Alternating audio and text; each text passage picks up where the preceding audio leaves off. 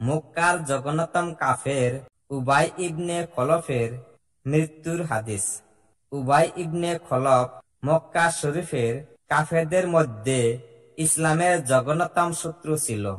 হিজরতের পূর্বে একদিন হুজুরে পাক সাল্লাল্লাহু আলাইহি সাল্লামকে লক্ষ্য করিয়া বলিয়াছিল, আমি একটি ঘোড়া প্রতিপালন করিতেছি, উহাকে উপযুক্ত খাদ্য খাওয়াইয়া উহাকে মোটা তাজা করিতেছি। উহার উপর সওয়ার হইয়া আমি একদিন হযরত মুহাম্মদ সাল্লাল্লাহু আলাইহি সাল্লামকে হত্যা করিব। হুজুর সাল্লাল্লাহু আলাইহি সাল্লাম ও তাহাকে একদিন বলিয়াছিলেন, ইনশাআল্লাহ আমি তোমাকে কতল করিব।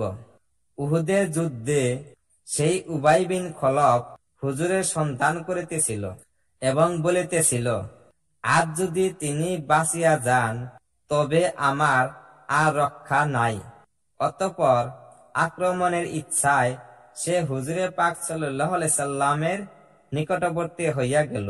সাহাবাগণ দূরে থাকিতেই তাকে জাহান্নামে পাঠাইয়া দিবার মনস্থ করিলেন, কিন্তু হুজুর সাল্লাল্লাহু আলাইহি সাল্লাম বাধা দিয়া বলিলেন, তাহাকে আসিতে দাও।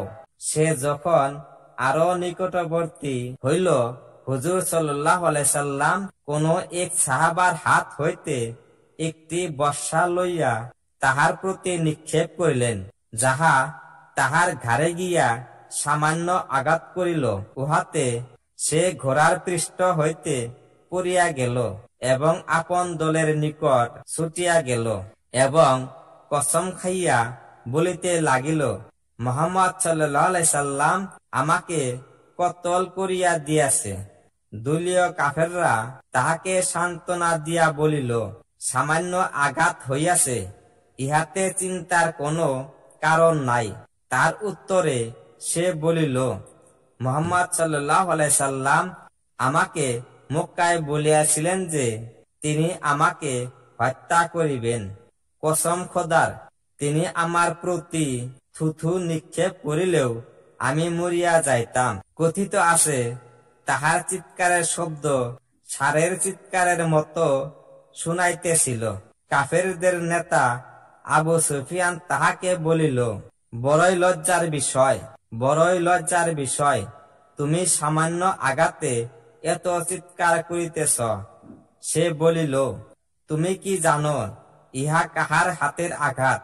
লাত ও ওয়াজ্জার কসম করিয়া বলিতেছি, আমি যে নিদারুণ কষ্ট অনুভব করিতেছি, উহা যদি হেজাজবাসীদিগকে বন্টন করিয়া দেওয়া হয় তবে সকলেই মরিয়া যাইবে।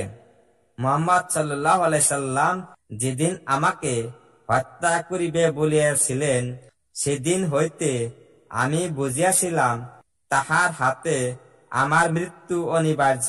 তিনি যদি আমার প্রতি থুথুও ফেলিতেন তবুও আমি মরিয়া যাইতাম। সত্যই মক্কায় পৌঁছার একদিন পূর্বেই সে মারা যায়।